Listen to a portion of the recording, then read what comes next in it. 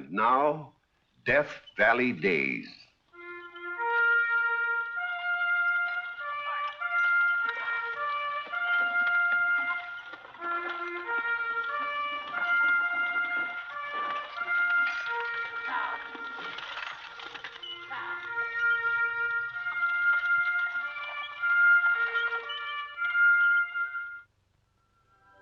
Howdy, folks. I'm the old ranger, and I have another interesting true story for you about the historic Death Valley country. One of the familiar figures in pioneer days was the itinerant preacher who carried the word of God to remote spots that had no churches. Mojave was such a place back in the year 1883, a straggling desert settlement, terminus of the 20-mule team route from Death Valley, supply point for surrounding mines and ranches. It is there that this story takes place, a story I call the Sinbuster. It is a Saturday morning in Mojave, a Saturday which up to this moment has promised to be full of high jinks like every other Saturday.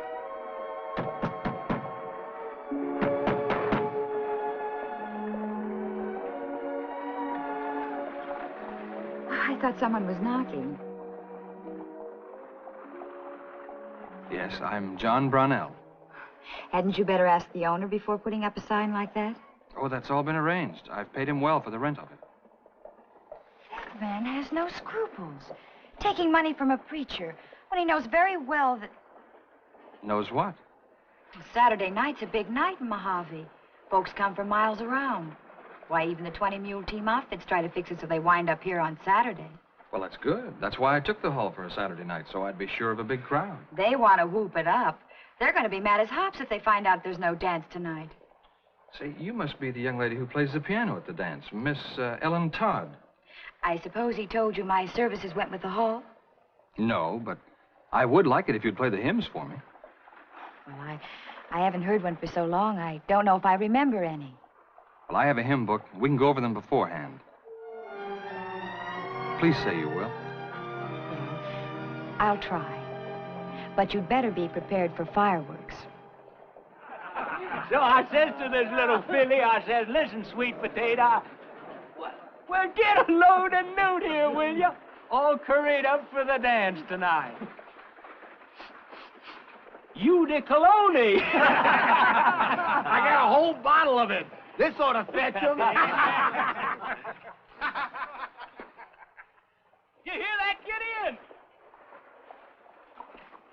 How to charm the ladies. Cut it off. Catnip. Cut it off. Don't waste it on the varmint. Blast your heart. What ails you, Gideon? It'd gripe you, too, if you had money owing you couldn't collect. 3 times now I rode all the way out to old man Murray's ranch. Each time he swears how he's broke. But I know he's got plenty cash to weigh, the old miser. And next time I'm collecting my due or else. Hi, Ellie. How's the ivory tickler? All ready for tonight's dance? Listen, boys, there's not going to be a dance tonight. What do you mean? A preacher's come to town, and he's rented the hall for a revival meeting. Saturday night? He's got a lot of crust. He can't do this to us. Well, he paid good money for that hall. Well, that's just too bad. Because he's going to play to an empty house. Now, look, fellas. No mealy-mouthed, psalm-singing son of a gun's going to get his hooks in me. He's not mealy-mouthed, and I'm playing the hymns. What? Are you running out on us, too? Well, a little religion wouldn't hurt any of you. Sorry, sister. I don't want any part of it. The only thing that'll bring me to my knees is a good crap game. Let the old Sinbuster go someplace else to peddle his stuff. Yeah, that's right. Yeah. All week long. Yeah, I worked all week long in a committee to get this dance up, and look what happened. What are you trying to do? Me with new boots, just a squeaking to dance. And me smelling like a rose. Let's see, soap, shoelaces, neat footer. I guess that's all. How about some tobacco? Plug or by the tin? No, thanks. Against your religion? No, just against my stomach. When I was a kid, I chewed a big plug once out behind the barn. Oh, it made me deathly sick. To this day, I hate to admit it, but it turns my stomach even to see other folks chew it.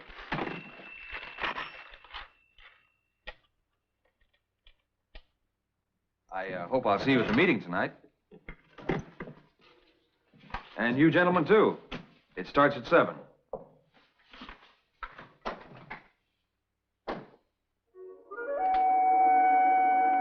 Hey, I got an idea. You want to see some fun? Sure. Come on. Look at that. Give me that whole stack of chawing tobacco. Well, that'd last you a year. Do I get it or don't I? Well, yes, heck yes.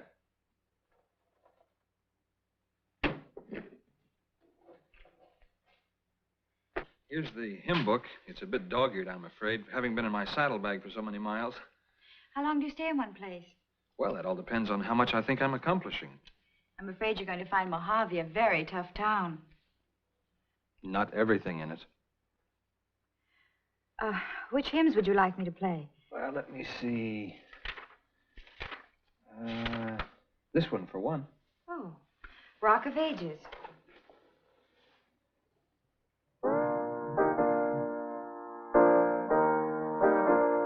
It really is beautiful.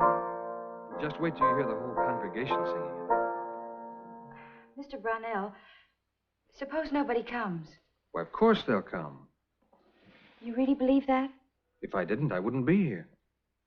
I'm glad you have such faith, Parson, because...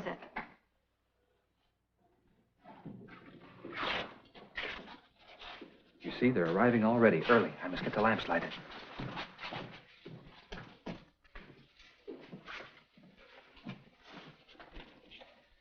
I have chosen as my text for tonight the 3rd verse of the 40th chapter of Isaiah. The voice of him that crieth in the wilderness. Prepare ye the way of the Lord.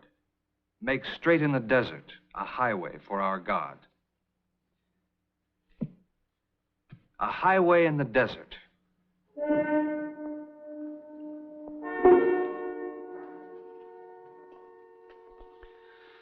You, my friends, are all desert folks. You've prospected it with your burros, staked homesteads on it, freighted long-line teams across it.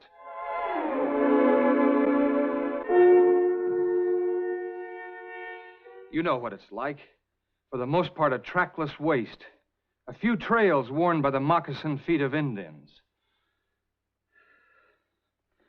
At best, a wagon-rutted road in the shifting sands. But a highway.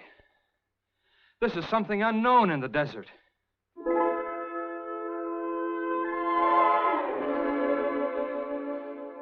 A highway long and smooth and straight.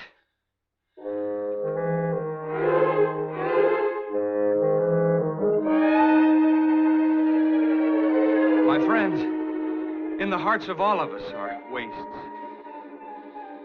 Rough. Arid.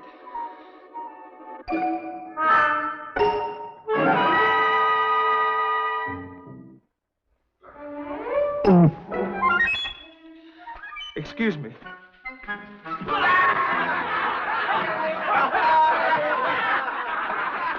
You men ought to be ashamed of yourselves for breaking up the meeting like that. Well, can we help it? The parson's got a weak stomach. It almost made me sick to see you all sitting there chewing tobacco. We'll throw it away now, Ellie. Come on, boys. Push the chairs back. Clear the floor. Hey, on with the dance. If you think I'm going to play for you to dance, you've got another thing coming. Oh, now, Ellie. And what's more, I'm not going to play for you next week or any Saturday night until you've apologized to the Reverend. We were only joking. We were just having a little fun. Maybe you think a circuit preacher has it easy. Well, he doesn't. His work is hard and lonely, and the pay's next to nothing. He spent all he had to rent this hall, and the only reward was the feeling that he helped a few souls. And then rowdies like you come along. All right. We're miserable sinners. And we'll never go to heaven. But you could go to the preacher and say you're sorry. Until then, this piano stays closed.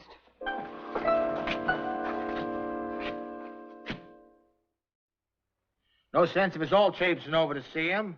We'll draw straws, and the fellow who gets the short one, well, he'll represent us all. Agreed? No, I don't agree. You and Billy was the ringleaders. You ought to go. This is a democratic country, Gideon.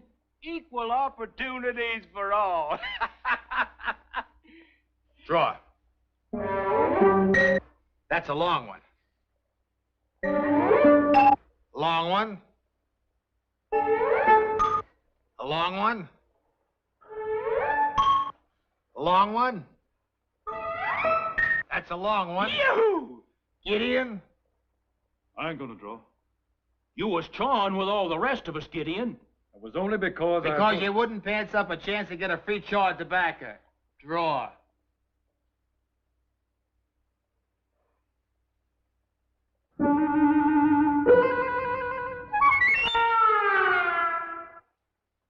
The short one. Mr. Gideon Flack is elected. You rigged it.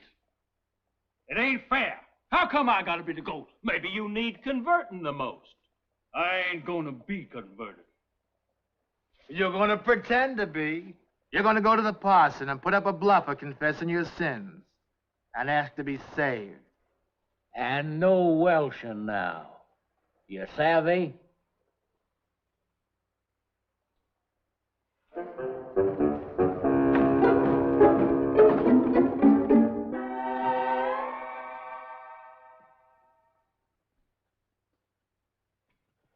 Don't blame yourself. You couldn't help it. If there had only been one of them chewing, but rows of them. Well, maybe next time you'll have to have them check their tobacco with their guns at the door. Well, there won't be any next time. I spent every cent I had renting this place. Yes, I know. What troubles me the most is that I'll be leaving here without having done one bit of good. Just imposed on you. Oh, it wasn't an imposition. I was glad to play for you. Oh, could I have my hymn book back, please?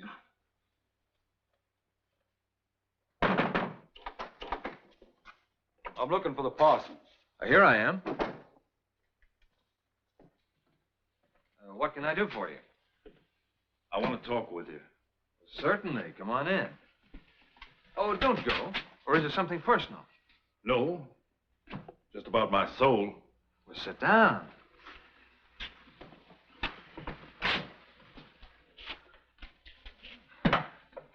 I don't know just how to begin. I never confessed my sins before. Oh, but I got them. Plenty of them. I drink and I cuss, and I raise Cain. And I beat my wife and children. Gideon, you're single. Well, I do it in my mind's eye. That's the kind of stinker I am. But you'd like to change.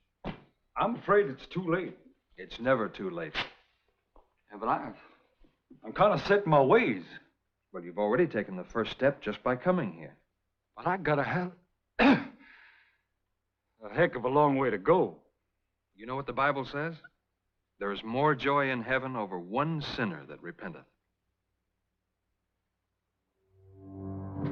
You know something, Parson? You're the only one in town's been friendly toward me.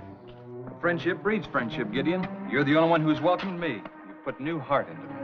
I did? Well, don't you go expecting any miracles from me now. You know, you've done much more for me than I have for you. I have? Well, thank you, Parson. Shake. And call on me anytime. Always glad to see you, Gideon.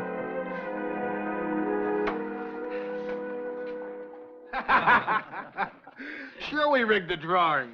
I wouldn't want to be in your shoes when Gideon Flack finds out. Say, maybe the parson will really convert him. Gideon get religion? Why, he's the honoriest cuss in town. And the most unpopular. He's spending a lot of time with the parson, I notice. He must be putting on a good act.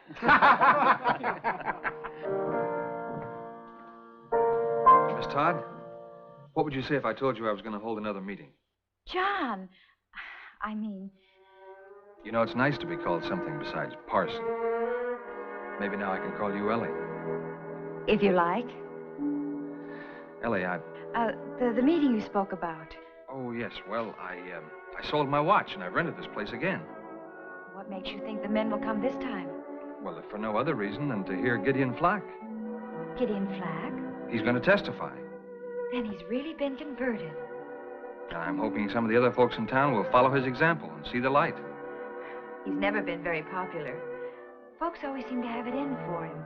Well, perhaps he's misunderstood. Anyway, I can't leave Mojave until I give it one more try. Oh, I'd be glad to play the hymns for you, John. Thank you, Kelly. Do you really think he'll give testimony? Can't say. He's an unpredictable cuss. He's promised. I heard he went out of town till after Saturday. He wouldn't do that to John. So it's John now, is it? The Reverend Brownell spent his last cent to rent that hall. That makes him more of a fool if nobody turns up. I'll be there. And me. And me. Speaking of the devil. We heard you'd left town. I'm back. I heard you was going to testify at the meeting tonight. You hear a lot, don't you? Everything that's going around. Tell me, is it true? Sure. Ha! I got my speech all ready. Is that what you went away for, to work on it? Could be. You old hypocrite. Maybe you'd rather I took my business somewhere else. You never spend nothing here anyhow. Well, I'm prepared to now. I'm buying me a whole new outfit. If I'm going to stand up at meeting, I can't look like a bindle stiff. I got to look saved. Well, you need a good suit. And a clean shirt. Oh, and a nice tie. Boots. And a hat. Pass around afterwards. Where's the sheriff? Out of town. Why? There's been a killing. Who? Where? Old man Murray, out at his ranch.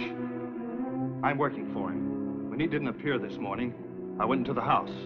Found him lying on the floor, shot to death, and his money sock beside him, empty. I rode here fast as I could to fetch the sheriff. I'll go after him. You stay here. I was only volunteering. As a close friend of the deceased, I suppose. I don't like the tone of your voice. There are a lot of things I don't like about you. I'll go back. Wait for the sheriff. We'll try and get word to the sheriff.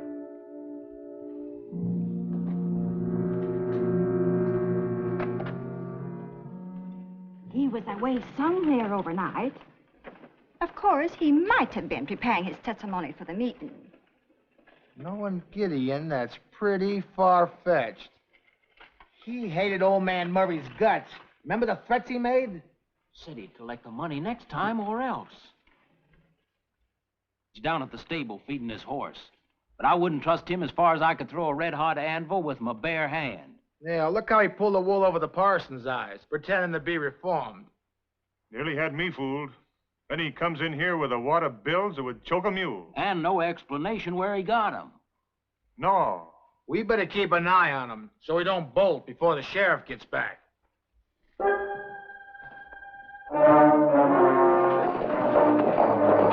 Here he comes.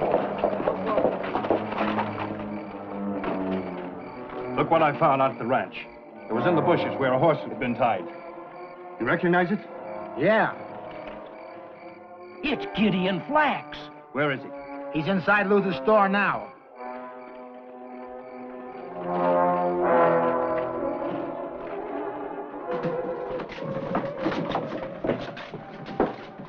You ever see this gun before? Where'd you get it? Where you dropped it? At Murray's ranch? That's a lie. You admit it is your gun. Yeah. And you had it with you when you went out there last night. No, I didn't carry any gun. But you were out there. Yeah, but I didn't kill him. What'd you go out there for? To collect some money he owed me. Did you? No. So you pulled a gun on him? I tell you, I didn't have a gun. I looked for it before I left, but I couldn't find it. It was gone. Loaded? Well, of course. One empty cartridge. The bullet that killed Murray came from a .44 just like this. What do you know about That's his gun. I didn't fire it. He was alive when I left him. I swear it. Look, Gideon, we all heard the threats you made about collecting that money or else. How do you explain being so well heeled all of a sudden? That was money I had in the bank. You better confess. I didn't kill Murray. You won't need that necktie, brother. We got a better one for you. Yeah. Sure have. You can't hang me. I'm innocent. Let me go! We'll take him out to the tree by the corral.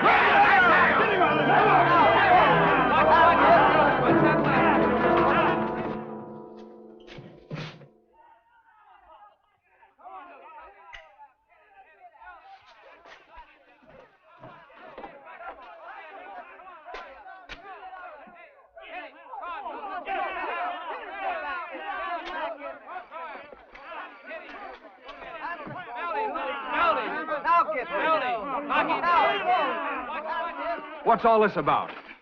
Where are you taking this man? For the love of God, help me. He committed a murder. That's right. I don't believe it. We got the evidence. His gun. The money he stole. That's not enough to go on. Well, it's enough for us. Come on, boys.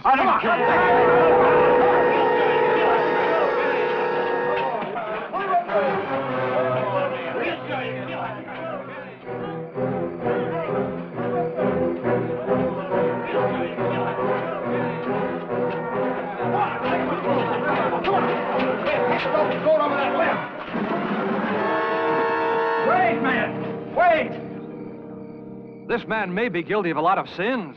Who of us isn't? But he's not a murderer. I know. I've talked with him. And everything he told you was a lie.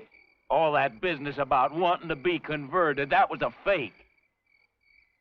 We drew lots to see who'd go to you. And his conversion was a put-up job. Boss.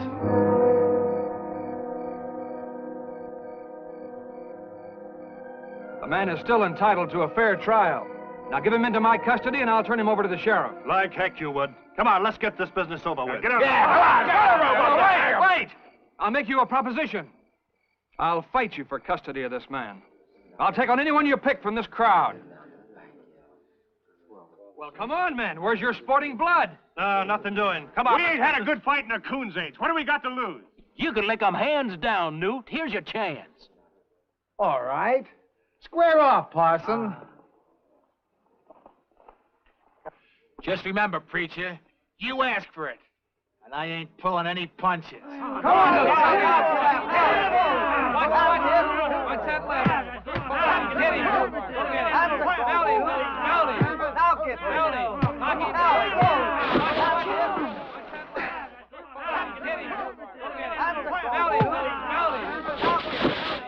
You never learned that in church.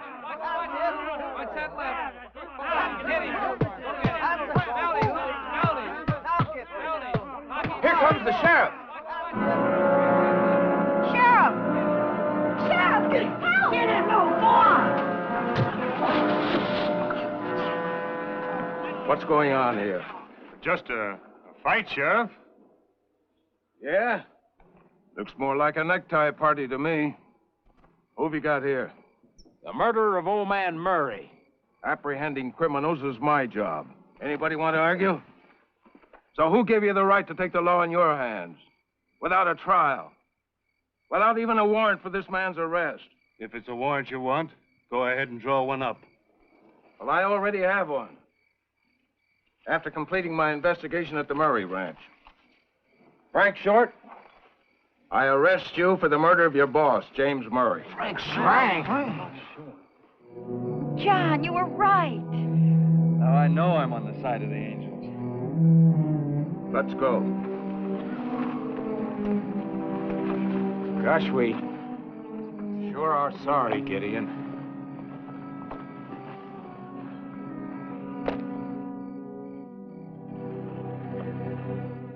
Parson sure packs a wallop, eh, Newt? He sure had me going for a minute. Well, maybe there is something to having a Lord on your side. Might be worth looking into.